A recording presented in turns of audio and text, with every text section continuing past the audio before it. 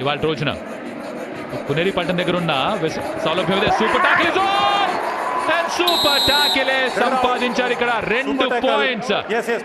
Birla white tile sticks super tackle successful గా చేశారు. చక్కటి పట్టు చూసాం అక్కడ. సూపర్ టాకిల్ లో మల్టీ పాయింట్స్ వస్తాయి. టాకిల్ లో జబర్దస్త్ పట్టు.